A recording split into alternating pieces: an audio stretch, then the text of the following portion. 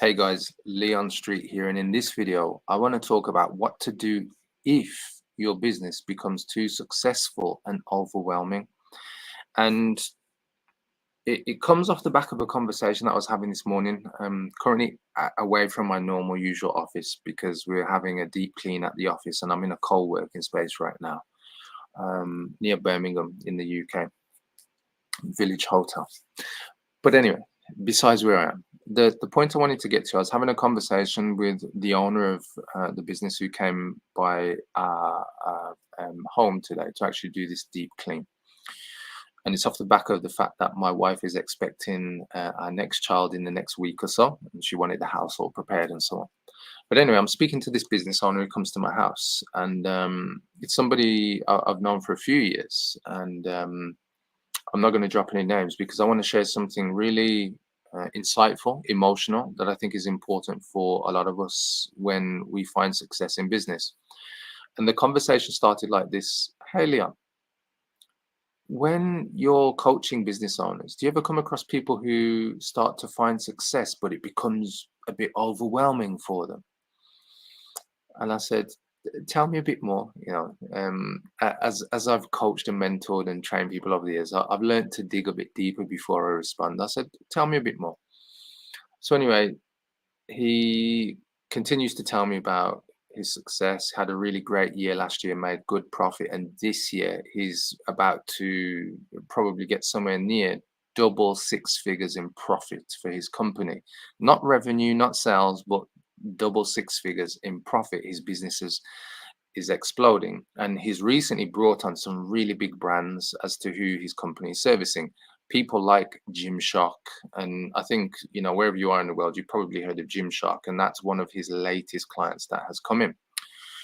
So the one thing that came out of it is he said, I just don't feel worthy. I didn't finish school with GCSEs. I wasn't like a model student, and you know why should this little boy, referring to his younger self, have success now? And it really, like, first of all, it touched me with the fact that he was being so vulnerable, and he shared both that what was going on with him, plus a conversation that he had with his wife around this as well, an emotional conversation. And I thought, you know what, it's a topic that we need to talk about, and I'll give you my take and the advice that I gave him.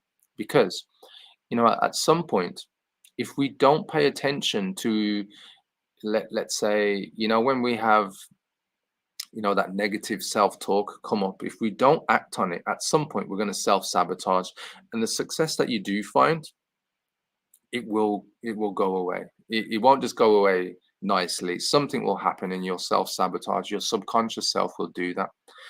And where I'm leading to with this self or negative self-talk and the subconscious is that when we're experiencing success, and if we feel like we're not worthy, there's still work to do on ourselves. There's still work to do on our ego. There's still work to do on perhaps traumas, and these things that perhaps a lot of people don't spend the time as business owners, because we get caught up in working, being busy. And I was speaking to this business owner, and he said, look, he said, the success is coming, but I feel like if I don't tackle this, I'm going to burn out, because it's like really messing with my emotions, my head. And I thought, you know what, like, I've been there, and I'm sure there's more to come for me at some point. But I've done the work. I've hired the life coaches, and I've gone through the processes to get to a point where I can start to look at what's going on in my life and what's the best action to take. And one thing that I can share with you guys, and what I shared with this business owner, is you need to be able to understand that whatever success you achieve, it's not going to turn you into anything, like anything that you're not already. What it's going to do is become an accelerator to you becoming more of who you are. Because he also expressed some concerns about what if he becomes like a show off and brash because he's making more money, and he doesn't want to become like that type of person. His exact words, I don't want to become a twat. If you're in the UK, you probably heard that one, and it made me smile. And I just said, look, you can't become anything that you aren't. I said, you'll just become more of who you are. which is a nice guy, a person that people speak to, you help people, and so on and so forth. But the thing that I want to get to is, rather than let your fears run away, with your imagination, both of them combines a bad recipe, right? And you don't want that happening. You need to start to pay attention to those emotions and those feelings so that you can actually act on them in a positive way, in a way that supports you. So what I shared with him, an approach to, dealing with what if, I am successful, but it's getting overwhelming and I feel like it's going to take me in a direction that perhaps isn't in alignment, but probably is in alignment. It's just that it's not in alignment with who you were. And that's one of the things. And I said, these fears you have are all to do with who you were, not who you are now. And I said, you need to pay attention to the good that you do, the fact that you're doing this both for you because of where you came from, meaning knowing your journey and not being a success in the past, but getting to a point where you've worked damn hard over the years now to have a successful business where you're hiring people and your business is growing. And I said, that's what you've got to pay attention to. And pay attention to and focus on the fact that this business is there to provide for your family, your wife, your children.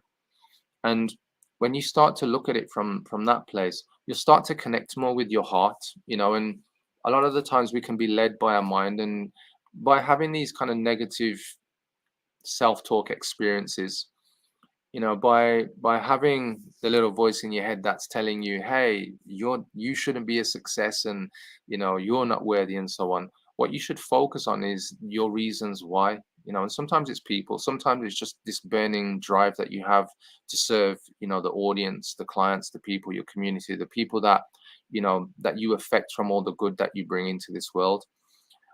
And start to look at solutions that will help you to amplify that, getting to a place where you're using different things, whether it's, if you're religious, maybe you pray. If you're not religious and you're more spiritual, maybe you meditate.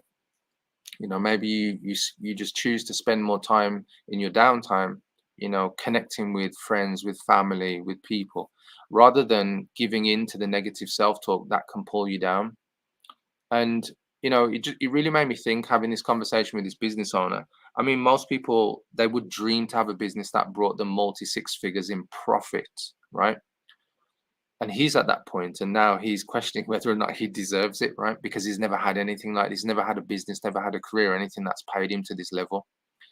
And I just wanted to share this message with you guys, because if you're on this journey and you're on the path to success and you're in motion, things are going like well, but now you start to find yourself questioning whether or not, like, you've got imposter syndrome, or whether you should be here, whether you should be allowed to experience these great things or receive the kind of monetary blessings that you've now been able to tap into, and you've been able to connect with your wealth um, vision, and these things are starting to come to you, but yet you've got the negative self-talk going on.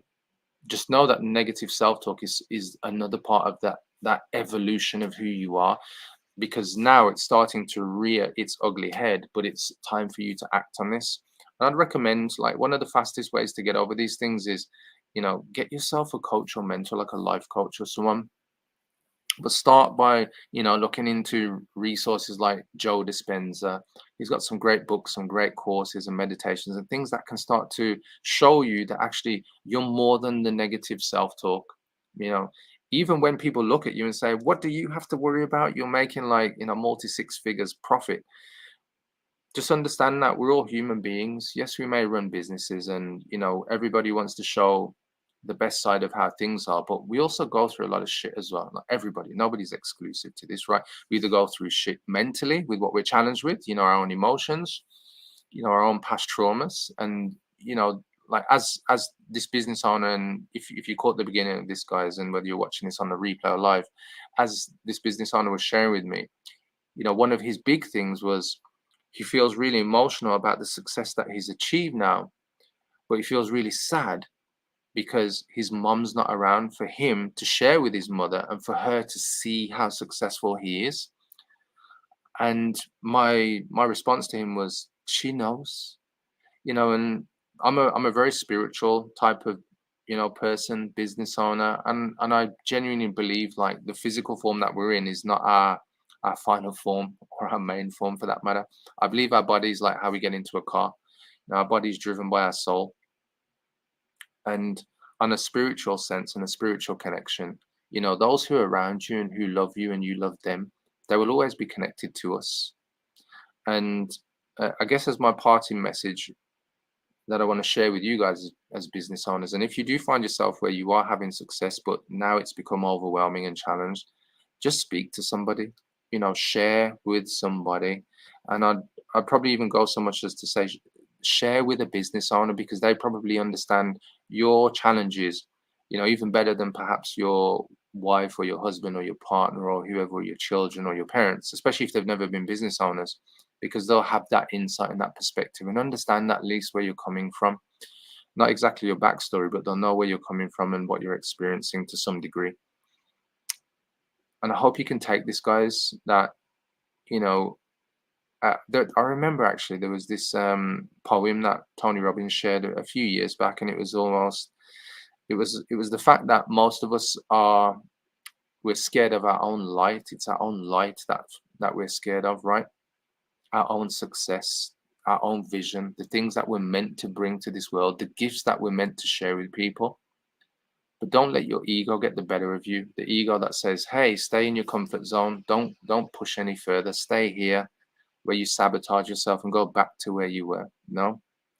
Our job and our journey is to keep going, is to keep pushing forward, is to help and serve people to the best of our ability and our gifts and our genius.